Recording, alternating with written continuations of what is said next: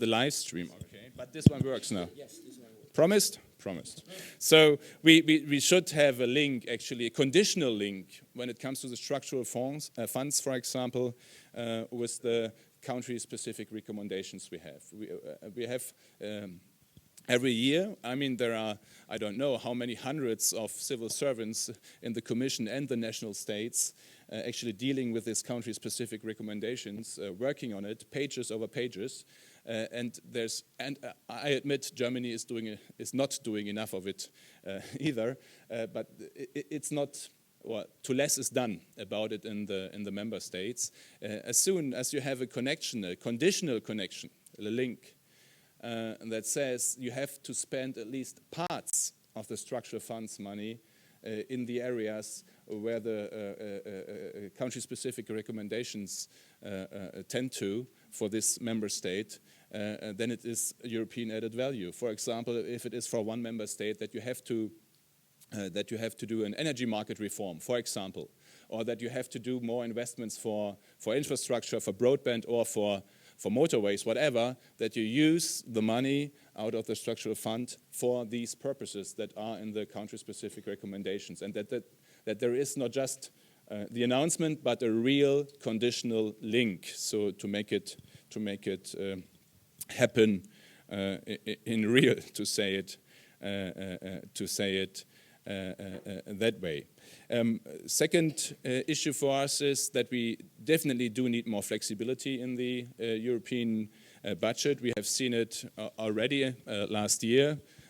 We really needed to do some efforts to be able to cope with the migration and refugee crisis, and just to find the money necessary to cope with it. If I remember the negotiations for the budget 2016 last year, in November, actually it was till, I don't know, 2 at night or midnight or whenever, and the last negotiations were the last argument was just about how much millions are there in the margin for flexibility. Is it 600 million or 800 million? Hours of negotiations about this little kind of flexibility. So from our perspective, we definitely do need more flexibility in the budget 2017, but in the next MFF definitely. And as far as I see it, the European Parliament, the Commission, and the Council actually see it the same way, at least as a starting point, and now we have to see how far it goes. Of course, the question is, does the flexibility come from new money that is put in, or is it flexibility you get because by taking money out of the other areas that we have? So actually, our approach is for the budget 2017, as for the midterm review and the talks about the next MFF, to say it's not first about new money, it's about better spending, but if it is for the right stuff, we are willing to even give more money. This is migration, as I said, this is security, this is foster growth. Secondly, that we need to have more flexibility, and thirdly, that we have a more European added value in what we do. Through the linking, as I mentioned it, we have to look, by the way, actually into each program we have. I mean, financing bicycle pathways back in my home region in Münsterland in Germany. I mean, we love the money. Every mayor does love the money, but that's not a European added value.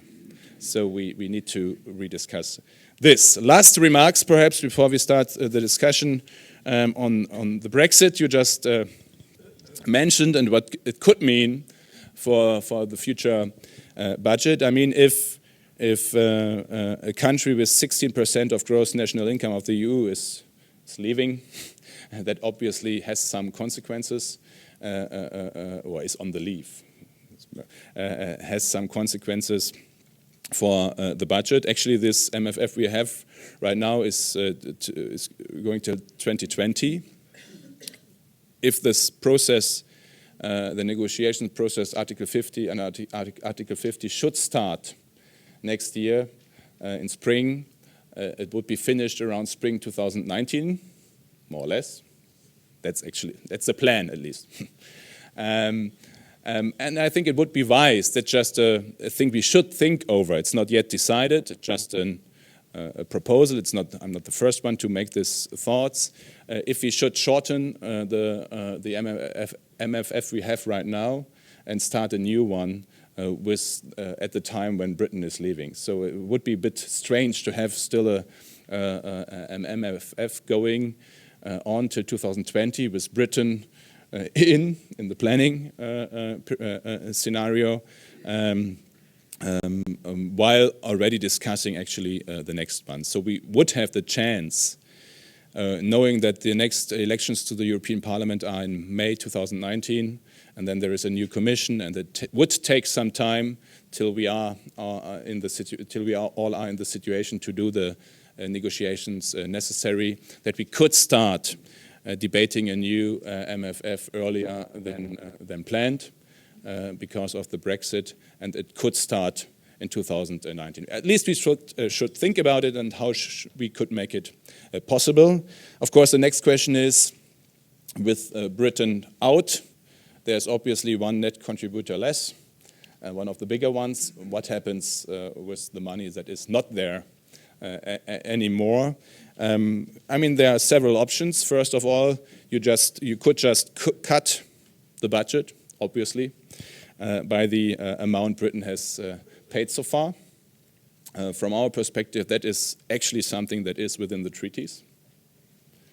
But there are obviously other options discussed as well. Another one is that the others just jump in and pay proportional to their current share, but the rest remains the same. And there is a third option, at least one third option. One more option is that the others might jump in for the whole amount or parts of it, but that we use the occasion to rebalancing the budget. And that could be a conditional link to say we are ready to jump in, at least for parts of it. But if we do so, then, and that is then the connection to the basic guidelines for the next MFF.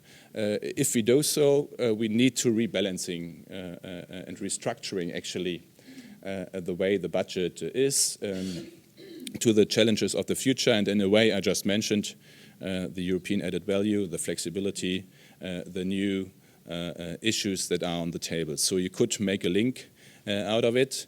That obviously needs to be discussed, but I think you could hear what I would prefer, something between 1 and 3. Perhaps a bit less, but if we jump in for parts of it, we should rebalance the budget. What I really do regret, by the way, to end with this, is that the UK is on the leave while we are discussing all the issues the UK always wanted to be discussed when it comes to the EU budget. I mean, they were always talking about what is going on there. It's about financing past challenges like agriculture. We should rebalancing it. We should discuss a new focus. We should get more flexibility. Actually, that were always issues that not just the UK, not only the UK, but the UK brought on the table.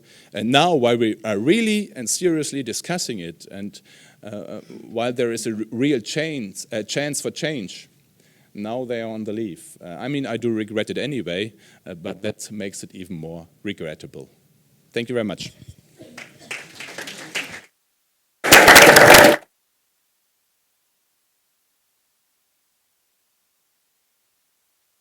Work. Yeah, it seems to work. Perfect. Thanks very much for your contribution and for this opening statement. It was really really interesting. In fact, if I may summarize it already, I think you made already a lot of interesting proposals. potentially controversial, in fact, because you propose, of course, to change your expenditure in order to tackle the new challenge. You propose to link this new expenditure to country-specific recommendations.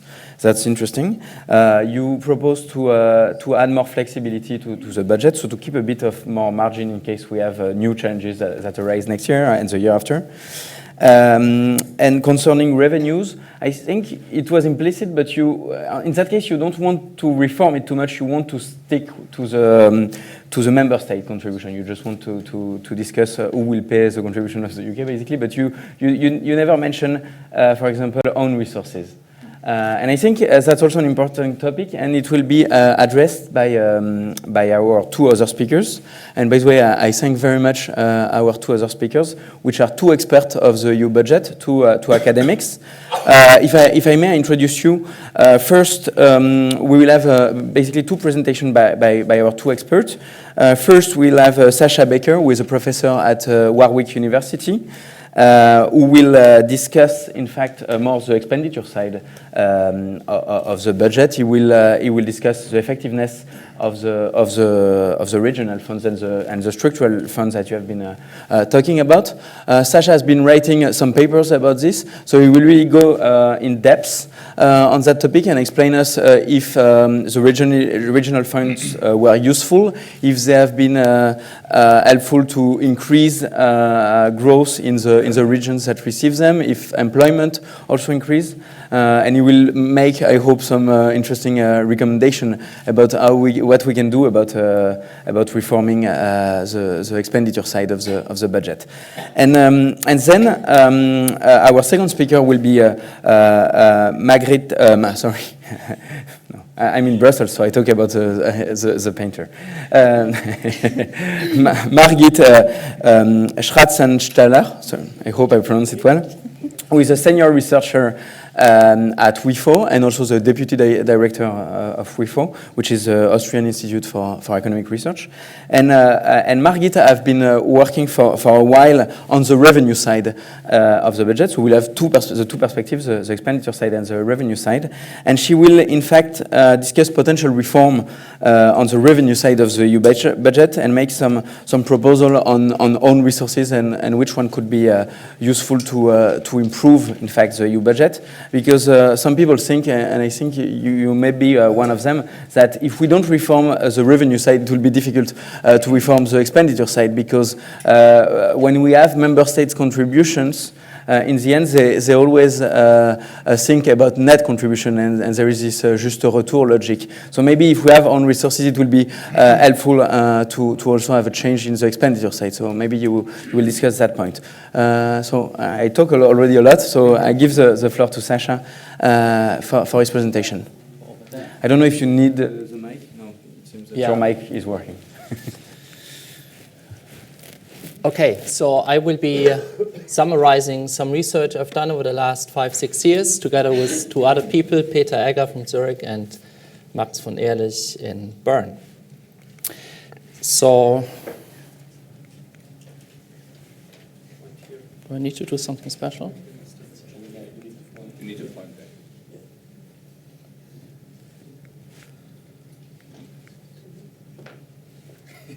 We have some perfect. So this will focus on one particular element of the EU budget, which is regional policy, which still makes up roughly 35–40% of the budget. Used to be a bit less 10–20 years ago. So I won't touch on the other elements of the budget. And we are asking in particular whether EU regional funds were beneficial to the regions that received them.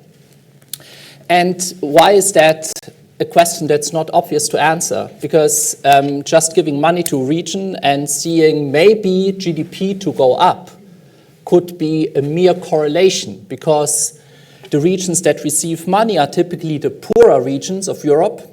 And if they are in a catch-up process, as economists might predict that regions lagging behind are growing anyways to some extent, then these regions who receive the money are also the ones that are growing. But is that because of the money they got, or would they have grown anyways?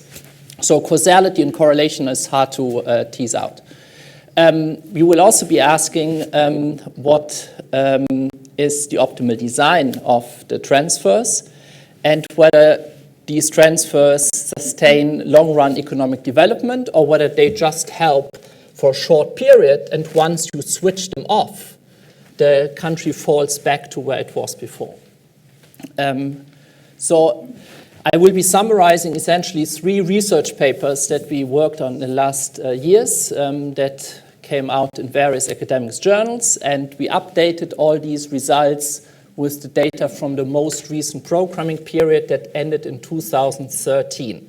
So we will be looking at data from 1989 to 2013, so covering roughly 25 years of data. So let me roughly explain how the regional policy budget works. So it makes up 30 to 40% of the total, and then inside that budget, there is what used to be called Objective 1, 2, and 3. Those have been renamed to Convergence, Regional Competitiveness, and European Territorial Cooperation. And these are separate pots of money addressing different issues. And the first pot, the Objective 1 pot, is the largest of them. They make up roughly 70% of the regional policy budget. And they are targeted specifically at helping regions grow that are lagging behind. So they target the poorest regions.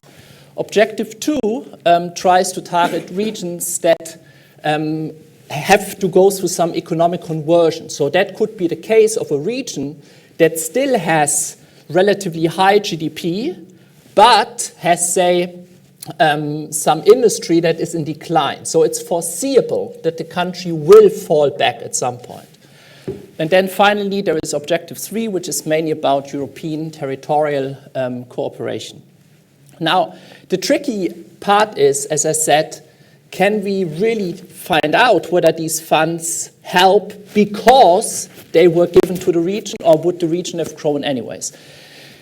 While many people have this perception that the EU does everything behind closed doors, as you mentioned, until 2 a.m. late at night and haggling around, there are, especially when it comes to Objective 1, there is a clearly defined rule by which the money is assigned, and that you can use for statistical analyses. And it's the fact that Objective 1 goes to regions that have a GDP per capita of less than 75% of the EU average.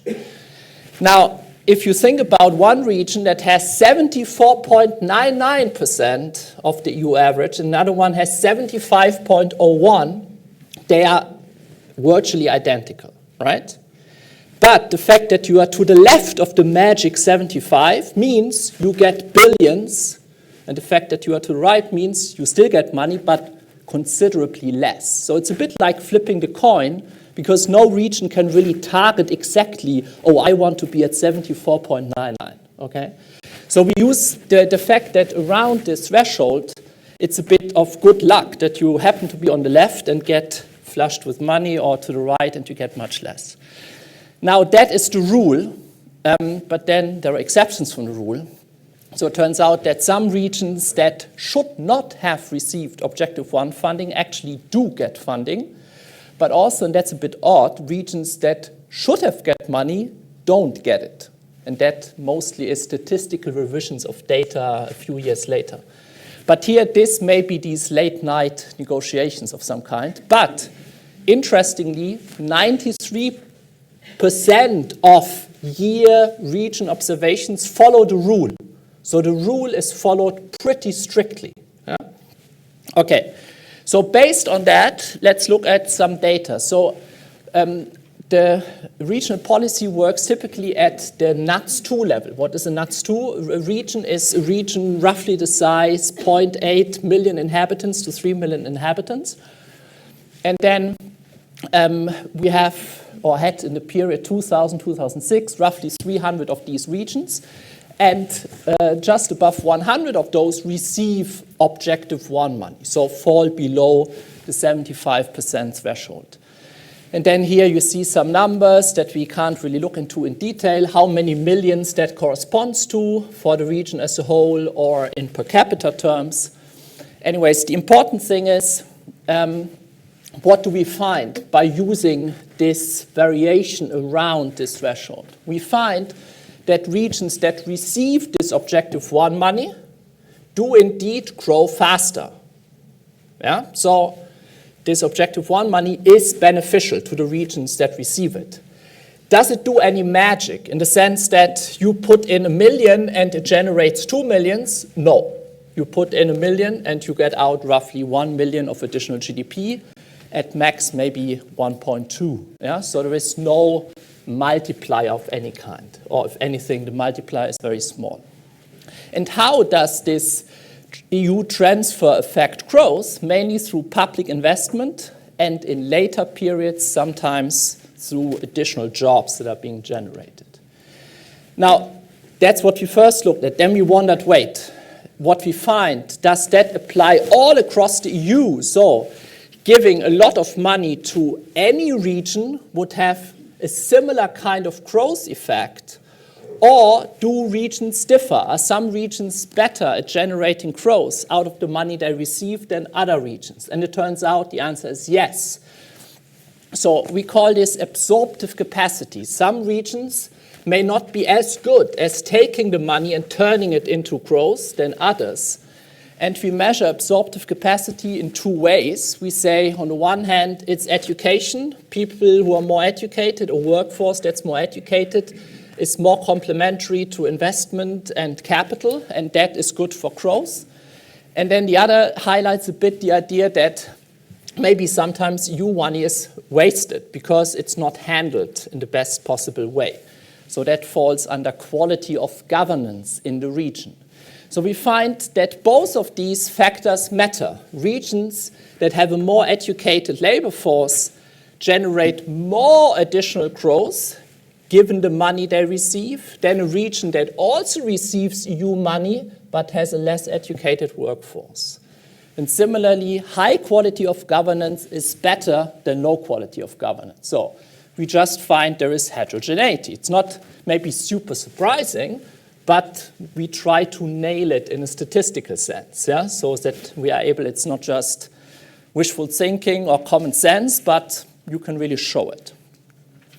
Then the other thing we look at, all what I talked about so far, looks at Objective 1, yes, no. But you may also ask, well, how about the amount of money regions get? Yeah?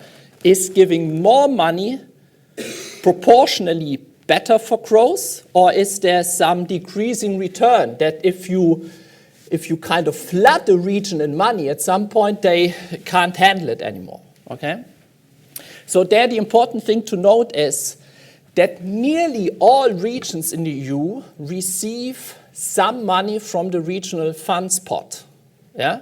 So it doesn't just go to the poor regions, but under Objective 2 and 3, even regions that are super rich get money, sometimes not a lot. Like here, one region gets 5,000 euro per year, and that is somehow the tourism budget of some Swedish region. But then another region got 778 million per year in some region in Greece.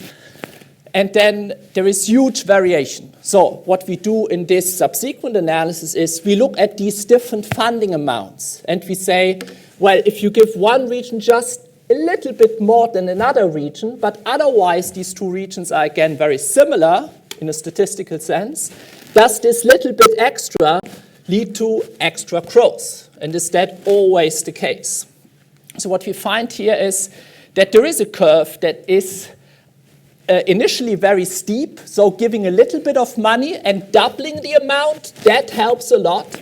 But if you then put in more and more and more money, the additional growth generated is less and less. And from some point, you even can't exclude, statistically speaking, that the additional money has no additional benefit. Okay, so there seems to be a point above which you should stop throwing money after a region. Okay.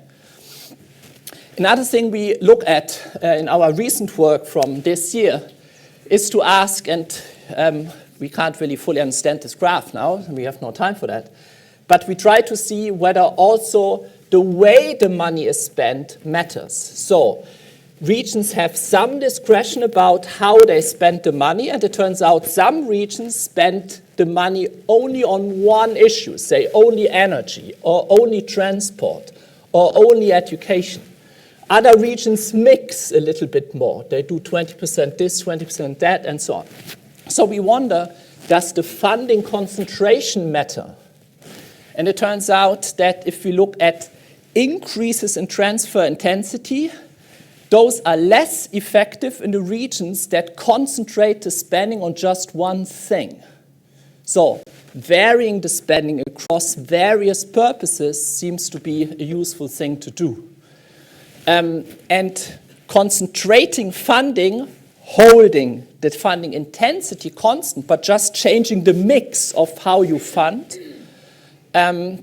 is only good when you already have a high concentration of funding to begin with. Otherwise, concentrating stuff may not be wise. So, long-run effects. All what I described so far is talking about what are the benefits of EU money inside the same programming period. So we are not asking, is the money that was spent in the 1980s good today? Yeah? And that is really hard to pin down, but a question lots of people would like to see answered. The only thing we can do that addresses it to some extent is to ask, what happens when a region drops out of Objective 1? And there, what helps is the following. As the EU went from being the EU 12 to EU 15, with Finland, Sweden, Austria joining, the EU got richer. Those were relatively rich new member states. Okay? So some regions are suddenly comparatively poor in the year when these three countries join and receive Objective 1 funding, for instance, the Highlands and Islands of Scotland. Then as the EU expands to Eastern Europe, the EU average drops, and the same regions that are as poor as they were before suddenly look rich, so fall out of Objective 1. And then we ask, is this dropping out detrimental? And it turns out it is. The EU does do a phase out, so it tries to have transitional funding in the period after Objective 1 runs out. But the drop is still very significant, and it turns out these regions, in the period they lose the funding, grow less than even the regions that never received EU money. Okay? So one side remark with my UK classes on, does money buy love? So we recently looked at the Brexit vote and what explains the variation in the vote share, and many people have asked, does it have anything to do with EU funding? And it turns out, in our results at least, that EU funding has no predictive power whatsoever, in no direction. If anything, there is this anecdotal evidence about Cornwall, which receives a lot of EU money, was voting leave. But it doesn't seem as if giving transfers buys love for the EU. Yeah? And some people have argued that has to do with the fact that voters may perceive to be dependent on foreign help, and they don't like that. So you can't buy love, it seems, at least in the UK context. So let me summarize what I described. Objective 1 funds work overall. So definitely it's not the fact that the regional policy budget is a waste of money. They work, but they don't do any magic. And we have very different effects depending on the type of region that receives the funds.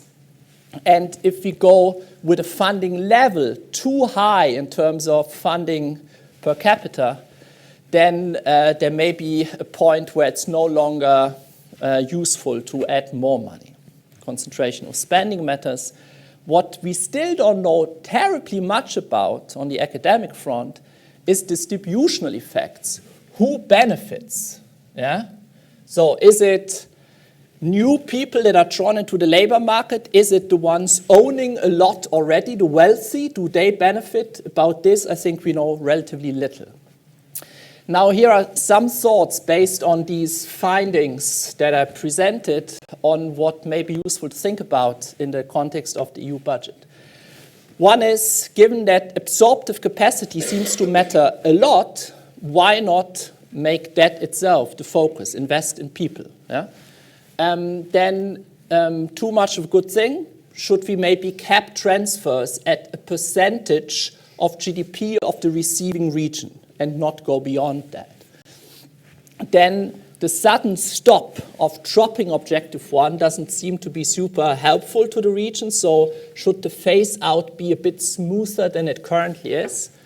And finally, to the extent that what happens with the EU budget is to some extent the UK transfers money to Brussels and Brussels transfers the money back to Cornwall, couldn't that potentially be handled locally inside the UK? So there has been this idea some years ago, it's an old idea, that maybe the EU regional policy budget should really only target the poor countries. And the rich countries like the UK, which by the way has the largest amount of regional variation of any EU member state in terms of GDP per capita, should deal with that by themselves. And same for Italy, as opposed to everyone, so to say, putting money into the Brussels budget and then it gets redistributed again. So I'll stop here. Thanks very much.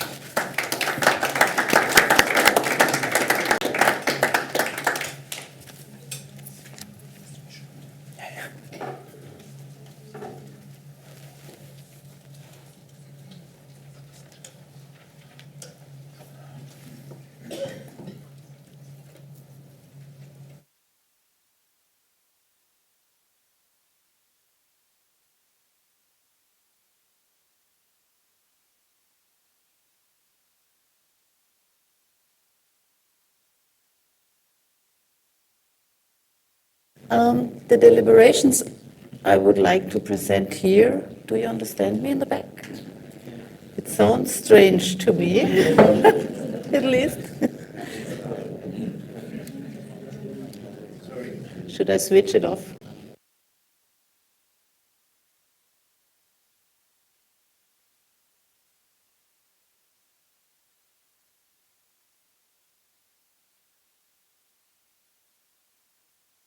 With the acronym FAIRTEX, does this work better? Does it work at all? No? No difference? Not to me, at least.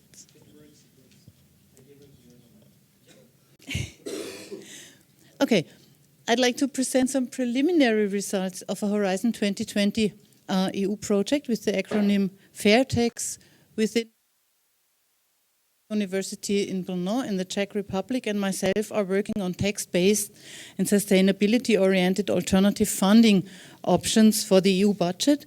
And accordingly, I will focus on the revenue side of the EU budget, on the EU system of own resources, on deficits, and on reform options. Let's see if this works. Yes, that does work. I'd just like to present the project very briefly.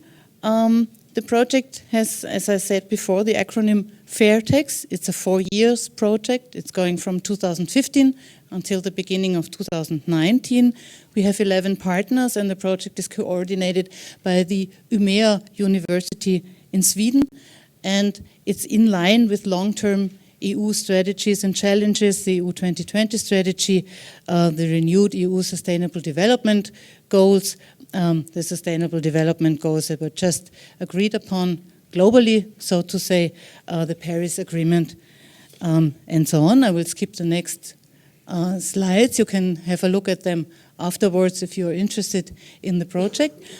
What we are doing in Work Package 8, the research is dedicated to options for sustainability-oriented future EU funding. The work package is structured in several tasks.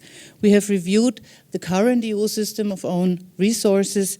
We identified fundamental pros and cons of text-based own resources as an alternative own resource, where I can say that in advance. The result is that the pros which are brought forward in the literature do not seem overly convincing to us. And therefore we widened the perspective to by an innovative, comprehensive concept of sustainability-oriented taxation. We established evaluation criteria which try to capture the 4 dimensions of sustainability which are relevant for taxation. And currently, and this is still work in progress, we are working on the development and the analysis of candidates for sustainability-oriented based on resources. Let me very briefly start with the most important criticisms of the current EU system of own resources. Most of them have been addressed and have been discussed extensively in the literature. We share most of these points of criticism completely, if I may say that, from the decreasing and the very low financial autonomy of the EU. The EU budget is mainly financed by direct contributions from member states, which furthers something which Gregory already addressed, the juste retour debate, which has some contribution in inefficient expenditure structures we are currently observing. The system is complicated, it's intransparent. It is also doubtful whether the financial burden is distributed fairly across member states. And one point, however, which is in our view more or less completely neglected in the literature, a very important point of criticism is that the system of own resources in its current structure does not contribute at all to central EU objectives, to the smart, sustainable, inclusive growth according to the Europe 2020 strategy. And against this background and against this criticism, our central question is, can tax-based own resources be a remedy to the existing shortcomings and problems of the current EU system of own resources?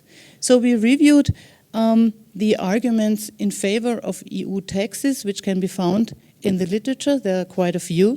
Most of them don't appear overly convincing to us. EU taxes as automatic stabilizers, EU taxes to establish fiscal equivalence, EU taxes to increase the reliability, the stability of revenues and common debt, EU taxes to increase accountability and legitimacy, EU taxes to increase transparency. So these are all arguments which seem of limited plausibility to us. But we think that 2 arguments are more convincing. The first one is that EU taxes may be a remedy to the current net position or juste retour thinking, at least if the national shares in overall revenues cannot be determined, and if these EU taxes are additional in the sense that they could not very effectively be enforced if they were implemented unilaterally on the national level only.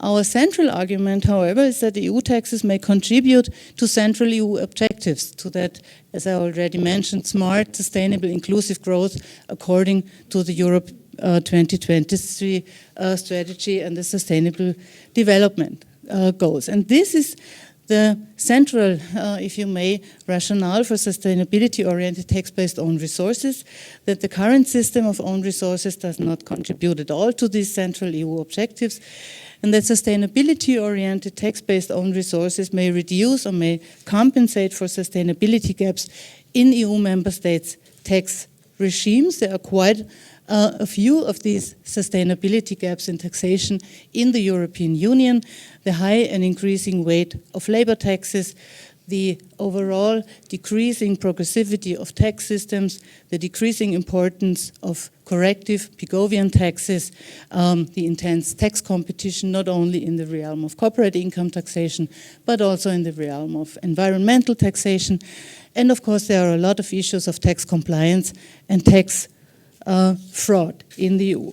These sustainability gaps in taxation in the EU are derived from a sustainability-oriented model or concept of taxation, which is comprising, based on the well-known sustainability triangle, the economic, the social, and the environmental dimension of sustainability, which are bound together by what we call institutional or cultural sustainability. Now, keeping these sustainability dimensions in mind, our central proposition in the project is that there are good reasons to use certain sustainability-oriented taxes as EU-own resources. There may be enforcement problems, there may be downward tax competition at the national level due to the mobility of tax subjects or tax bases. Due to cross-border externalities, national tax rates may be set at suboptimally low levels.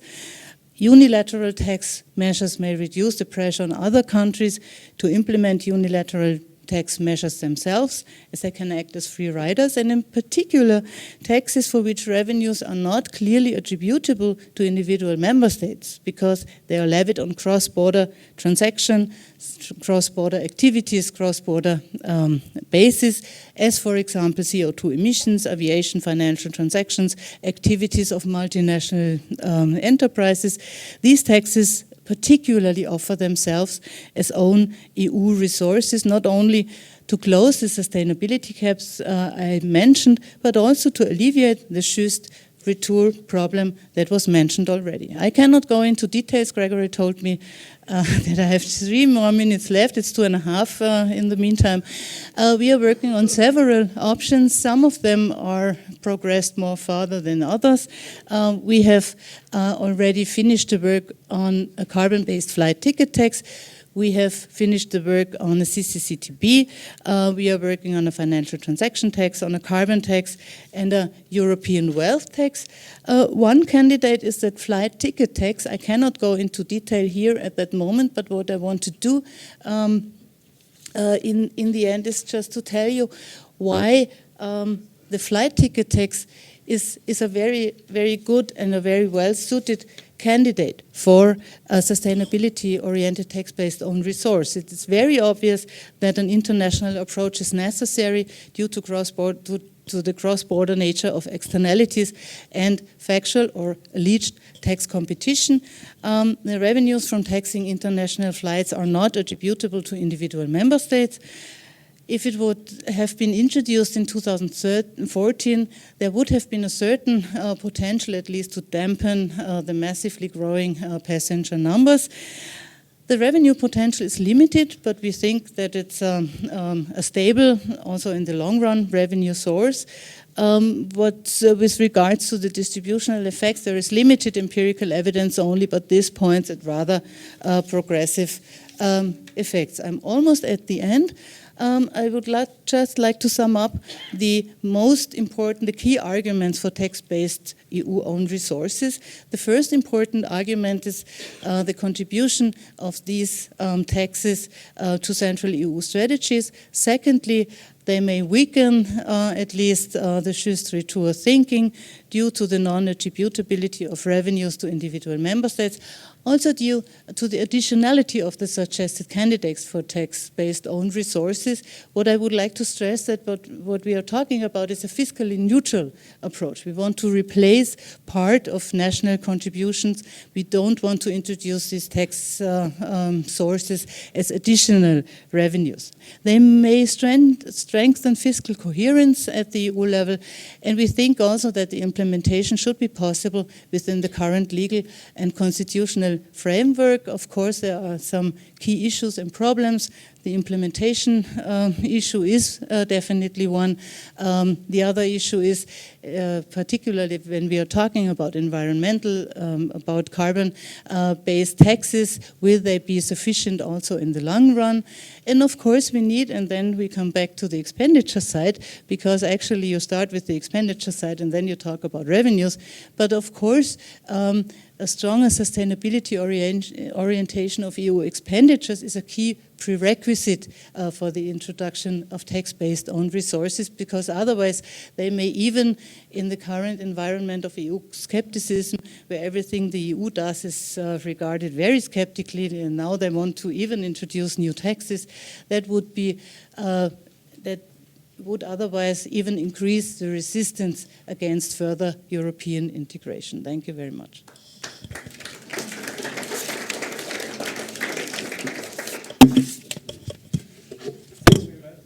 Thanks very much to our two experts. Given that we have little time, I think we'll give the floor directly to the floor. Maybe I have just one question, but you can answer it. Thank you very much. For Jens Pans, what do you think about own resources? Because it's something that you didn't touch. You touch a lot of topics, but you didn't touch the own resources topic. And it's a very important topic. And there is also the high-level group of Mario Monti who is supposed to give some recommendation in December. So I would like to have your views on this. But maybe before you answer, I also take other questions and you answer them all at the same time. So here there was the first question, and then second and third. I'm a Hungarian correspondent from Brussels. I have a couple of questions. First of all, about the solidarity issue, the perceived lack of solidarity by some member states in the field of migration. My question is very direct, the German minister. It means that you think so that should these countries, those who reject the cooperation and reject receiving refugees and asylum seekers, should get less money after 2020 from the cohesion funds because of their behavior. The first thing. The second is about the link between, or the alternative between the cohesion funds and these are grants normally, and the exit type financing, which means loans and financial loans. I haven't heard anything about it, but I would be very much interested in the German perspective. Do you think that there should be a change from a shift from grants towards loans? And the third one is also German, the redistributive effect. I think it's a very important thing because the Visegrad countries are arguing that most of the money they receive from Germany are normally going back to Germany, to the German companies, for German companies. Thank you very much. Sorry. In the first row, there was one question also.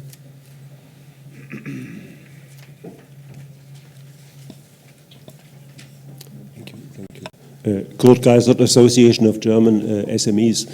Thank you, Mr. State Secretary, for your insight into the thoughts of the German Finance Ministry.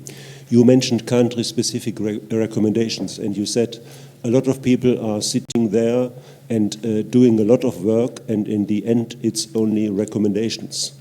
But instead of thinking of reducing the staff in that area now, would it not be more worthwhile in the medium term to try and make these recommendations more obligatory in order to come in a medium term to a what we call here a genuine economic union? Thank you.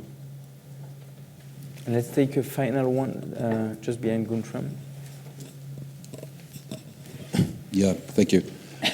Lars Ågaard, formerly with the Commission. I was in DG Agri, and I was in charge of the first pillar, which amounts to something like 40 to 45 billion euros.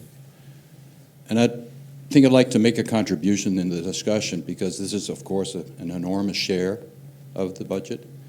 When I started in the Minister of Agriculture in Copenhagen, we had something like 70 to 75% of the budget going to agriculture. Now we've, over the years, tried to reduce it. We've been subject to pressure all the time, managed to get down to something like 35% in 2020. But still, as you said, Mr. Parliamentary Secretary, far too much. But I'd like to warn against a simplification here, because you could easily scrap the whole budget on the income side, not necessarily on the second side, which is the structural policy, climate, and innovation and all the rest, which is supposed to be the good side of the agricultural budget. But the bad side is the income support. And if you say, well, let's scrap the income support, which you could do. We did studies in DG Agri, which came to the conclusion it would not really affect overall production. So there's no supply question. There's not an assurance of supplies, which is a debate. But what you would have, I think this is me. Someone who doesn't agree with calling. What you would have is a lot of small farmers who would disappear. And this is not just a problem in France, because we know how much politically, socially, emphasis is in France on the small farmers, but it's also a problem in Bavaria for Mr. Seehofer, if you were to do that. I don't want to tease you, but this is a fact. And there are lots of small farmers, Italy, Greece, Portugal, Spain. So it's not a question of production. It's a question of social, it's a question of demographics, and it's a question about our cities. Do you want to have more concentration of our population going into the cities? It might be the case. But just to be clear of it, that it's not a production question. And the question which is increasingly now, and you did mention it in your contribution, is what is the role of farmers going to be in the future in terms of climate change? Because we have now proposals from the Commission on the table which clearly requests that agriculture also contributes significantly to the reduction of emissions which have an effect on our climate. And these costs for the farmer are not paid over the market. These are externalities. So the only way we can solve it, if we want to have a sustainable type of agriculture, is to use public money to get public goods. So my conclusion is you can use a lot of time and waste a lot of time. We've done that over the years. Waste a lot of time discussing and debating how big should the agriculture budget be. But for the future, it shouldn't be about income. It should be about public goods and climate change, increasingly in addition to other good things that agriculture contributes. But I think one has to say, just one more thing. You said you could discuss eventually a little increase. I think that's terribly wrong message, because you're going to waste your time if you just want to redistribute. What we need in the EU is a much higher budget. And we can then come back to the discussion about own resources, and I totally agree. We have to depoliticize the own resources. That's the only way you can get around this idiotic juste retour, which has really no relevance for EU objectives. It's just simply should not be there. So a higher budget, one way or the other, and please get away with our national contributions, which just stymies our debate increasingly. Thank you. Thanks very much for your contribution and your comment. I give the floor back to... So there were several issues. I tried to reach out to all of them. First of all, on own resources taxes. To be very honest, I didn't mention it because I don't think of it even. No, because that as soon as you start to have taxes, you start to have a budget with debt. That's the next step. And that's not the way I want the European Union to be financed, and that is not the situation I want to get in on a European level, another level. Believe me, the next step after own resources is debt making. Believe me, that will be the next step. And that is definitely not a step we want to take.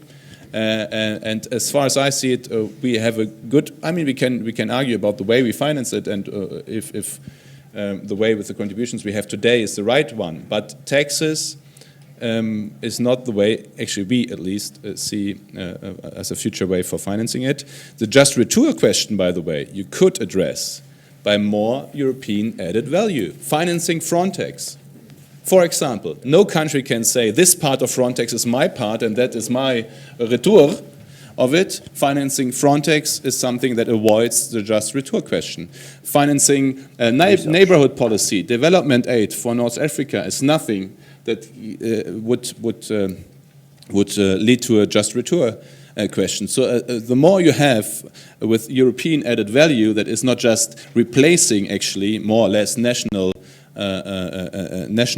money, then there is no just retour question at all. So our way to avoid this question is to restructuring the budget and set new priorities, European priorities, and not more or less national issues.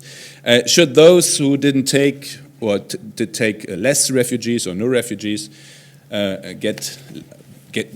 be punished? Actually, that's the question, more or less. No, I don't. That's my personal. I know even within my government there are different opinions. It's a free country, luckily. But me personally, I don't see it that way, because I mean what we do need and what we should discuss is burden sharing. That countries that take less refugees might pay something for it. That is what we discuss, you know. But that's different to have a conditional link to structural funds or agriculture or whatever. Because I think punishment, I mean, if you want, might on the short term view, that might help. But mid and long term, punishment shouldn't be the way we keep the European Union together. That's not the idea of it. And so I would say that leads to the wrong direction. More loans, less grants. I mean, it depends what kind of investments or what kind of or what the money is used for. That is better. If it is used for in the agriculture area, for example, for paying farmers, that's obviously nothing for loans. But if it is something financing infrastructure projects or even something for investments in the business area, I mean, that is what we do with the EIB, within the FC. So you could do more of this and less grants, yes, but not in general in certain areas. Do I see that there is money coming back to Germany, the way you put it? If there is a development, or not just to Germany, by the way, we are not the only country that has economic exchange with its neighborhood. But by the way, just to make something clear, the Visegrad states together do have 60 million inhabitants like France. They have more or less the same GDP as France has, but within the past 15 years, if you just compare it, how much stronger the economic link connection between Germany and the Visegrad states has become, and how much less to France. We are much more integrated economically, meanwhile, with the Visegrad states, the four, than we are with France, which is quite interesting, but is something that shows something too of the development of the past years. So actually it depends where the money is spent. I mean, that is about what you just said. Does the money we spend, the structural funds, does it lead to growth? Is it invested in a way that brings growth and does help to build up new factories, for example, especially in East Europe? There are many factories of German car makers, for example. Or is it used for other stuff? And then it might not go back anywhere. I mean, there are some areas in Europe that get structural fund money for decades, meanwhile, and they are still actually more or less where they were at the beginning. So it's really different to which area you look. By the way, if I'm in Brussels, just to mention it, the German accounting surplus. Yeah, I know, but if you see how much we are connected with the East European economies, and if you see how much the biggest growth of it in the past years was not with European countries, but with non-European countries. So if we have a growing surplus with non-European countries and seeing the connection we have with other economies in Europe, that is not just helping Germany or is good for Germany, it's helping all countries around us too, to which we are connected, for example, when it comes to cars or machines or whatever. Country-specific recommendations should be, I mean, how to make them more obligatory. I mean, the question is how.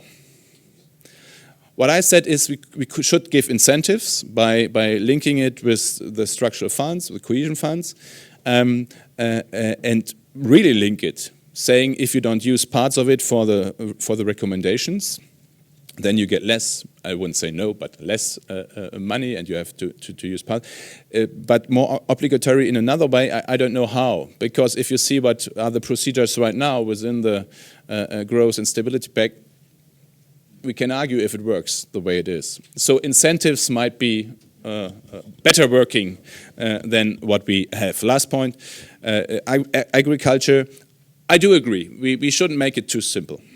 It depends on how you spend it. It's not just about the amount or the percentage of the European budget.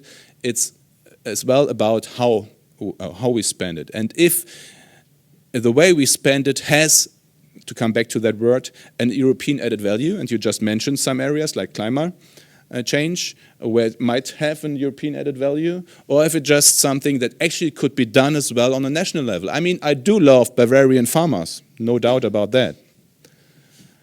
But question is it the right level, the European level, to help Bavarian farmers. If you want to keep them, wouldn't that be a national or even a regional policy issue instead of a European one?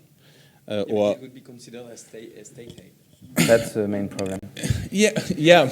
I mean, we could discuss the state aid issue, by the way, as well. It's the end of any national economic policy. I could tell you some stories of the past months. I mean, they tell us we should do more about venture capital. As soon as we start, it's called state aid. But that's another topic, not to mention. But so I do agree. It's not just about the amount of money. It is about how we do spend it, and if it is spent in a European added value way. I don't mind agriculture expenditures, but the way it is now, you could discuss it, and I do discuss it with my Bavarian friends. Don't worry. Okay, let me give the floor to our two other speakers if they have any comment on that topic. Sorry, because you don't have Margit and Sasha. I just wanted to comment on your point that the next logical step to introducing tax-based own resources would be that the EU incurs its own debt. I don't think that has to be necessarily the case, and I don't think it would be a good idea. It does not need to have happened because first of all, states have taxation powers and they don't, and they have balanced budget, so it exists. No, I mean there are 2 points. We have a balanced budget too.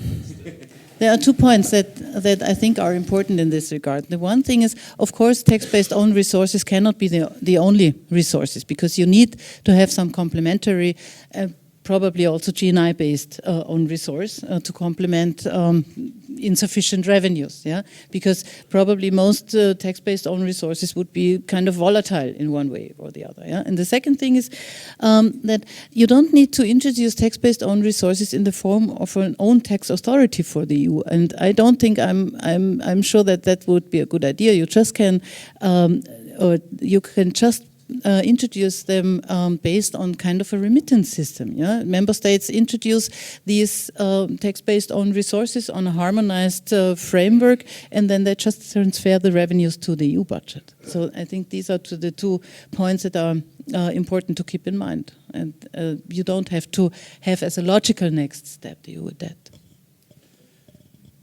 I don't have anything specific really, except that data is useful. So I think what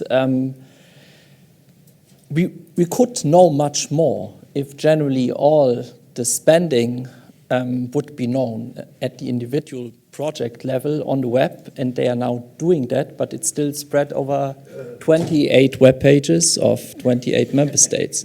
And it would be good to have it in one central place. If I just could add something on this taxes, because what you just said is one tax, this whatever tax, could be good to limit the number of passengers.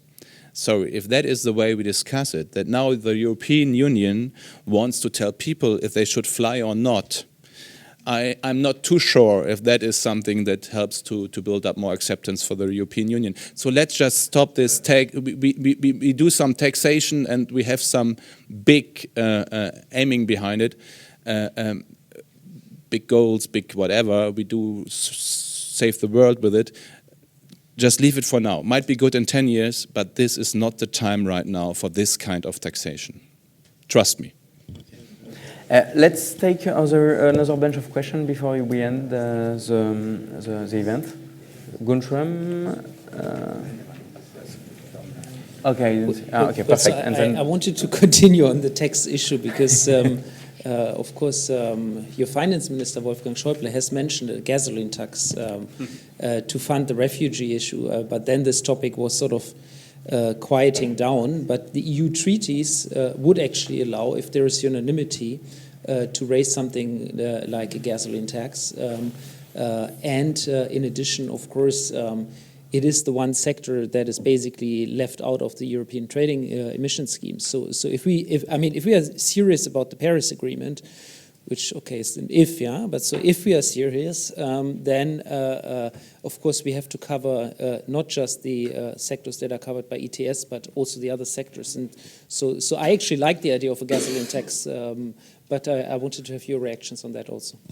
Before you answer, maybe there is another question down there.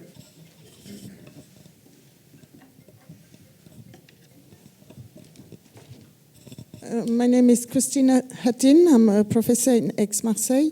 It's a question in relation to your restructuring ideas. As a researcher, and I was a former coordinator of EU project, I find even if in the treaties there is a mention that there is a coherence between the regional fund and the framework program in research, when you reach the implementation and want to have a real innovation and growth and sustainable growth in regions, you find this coherence doesn't exist really. So it's an idea, what can you do to make sure that this regional funding match the framework of the EU research programs? Okay. Is there one last question? Yep. David. Hi, I'm Dave Williams with the U.S. Embassy. So pardon my ignorance on this. I was very curious about your kind of option 3 on the European budget. How long does it typically take to negotiate a multi-annual financial framework? And would you be able to do that in a 2-year window, or would you need to have started that months and months ago? I'm just curious to see how the timing of that might link up. Thank you. I agree that, I mean, if you ask me how, it's again more or less about incentives and the way we shape the programs. But I would say this basic aim to just use the money we spend to if it is research, if it is agriculture, if it is cohesion funds, to fulfill actually this aim of the treaties and the idea of the European Union to have a coherent path for all countries and to bring growth, and which brings us back to actually to find out what we are really doing and what was the effect of what we did. I do agree on the purpose, on the aim, but we need to discuss how it is done in the different best done in the different programs. Gasoline tax, well. Actually, it was mentioned, if you remember, by my minister when we were discussing the money for the Turkey agreement. And we obviously weren't able for a too long period of time, from my perspective, months, between the night in November, I remember very well, the agreement in Valletta, when it started, the whole debate, till, I don't know, from November till March or something, till we were able to make clear how we finance, what was it, 4 or 5 billion, no, 3 billion euros. I mean, 28 member states and a big European budget weren't able for 6 months to figure out how to finance this 3 billions that were obviously very much needed just to solve a problem. And he just said, if we are not able to find finally the money we need, we might have to think about a gasoline tax. That was the context of it. And in the end, as we have seen, it worked out without this tax. Option 3, how long does it take? Well, depends. But it will take months, if not 1-2 years. But I mean, the experience is, like always, in the end, you just need a process when you have an end of negotiations and you know this night or this weekend it needs to work.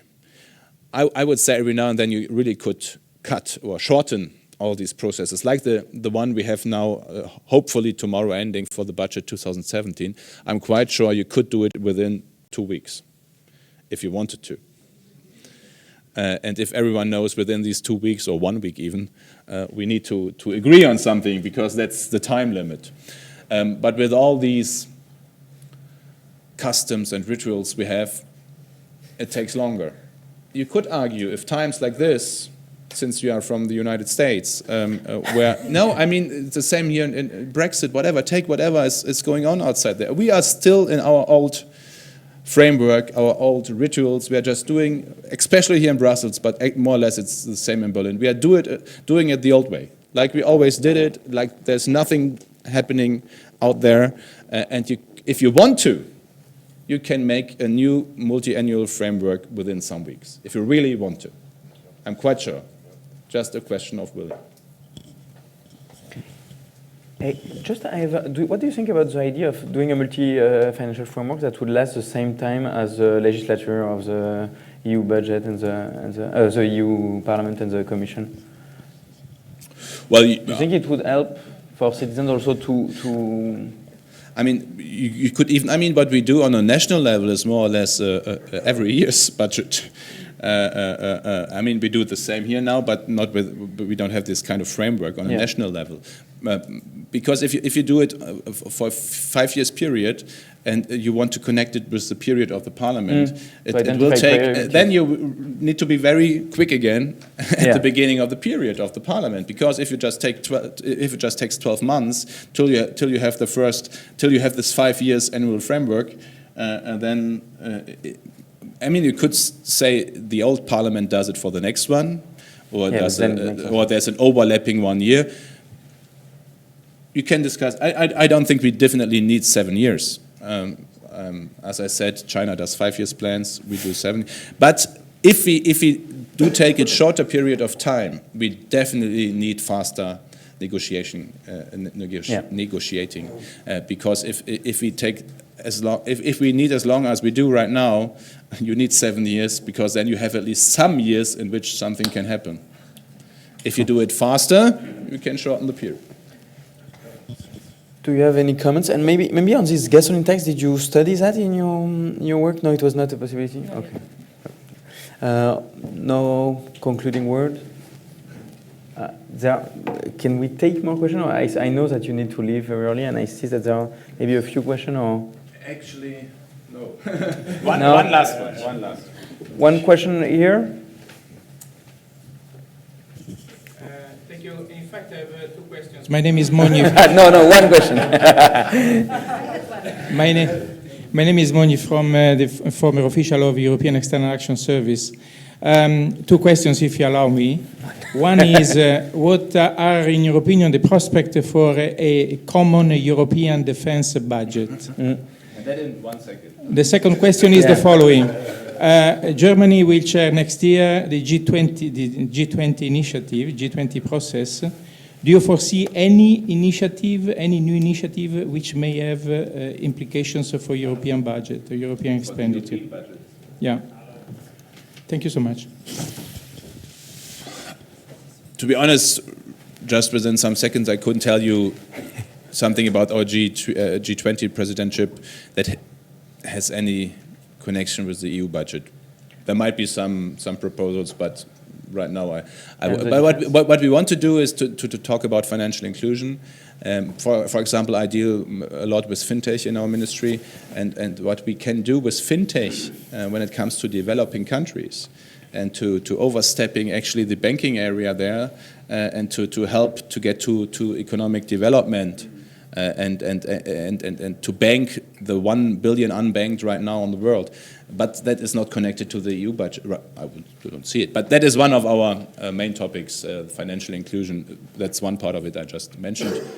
But I don't see anything for the EU budget right now. There might be something. For the common European defense policy or budget, I mean, what I find very important is that we finally did start this debate very concretely after years of more or less debating it on conferences. Decades. I mean, already de Gaulle wanted to start actually with defense when it came to the start of it all.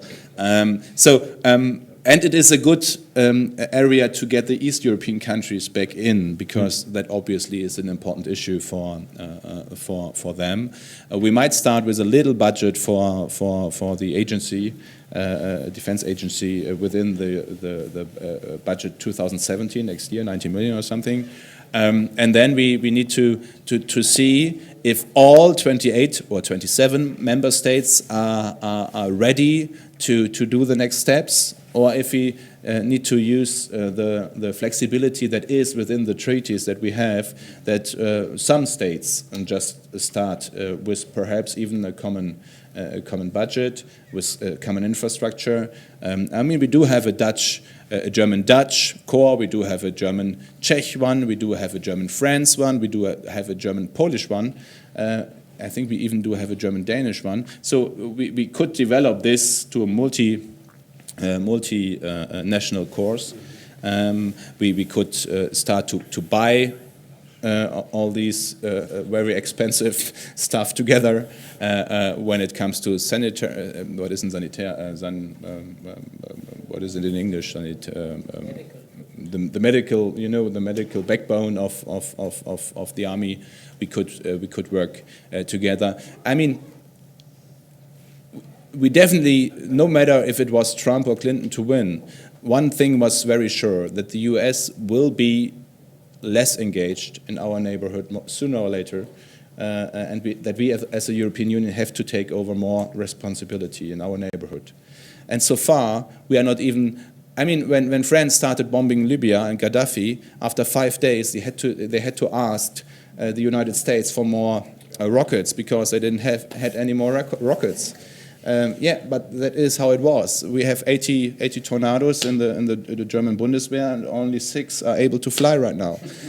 So as long as we are not getting better in this, we can't take over the responsibility that is needed. And so this must be one priority in the budget, perhaps in the common EU budget, or in a budget of those who are the coalition of the willing that want to start within that. Sorry if I leave very immediately now, but I have to give another speech. Thank you. Thank you very much.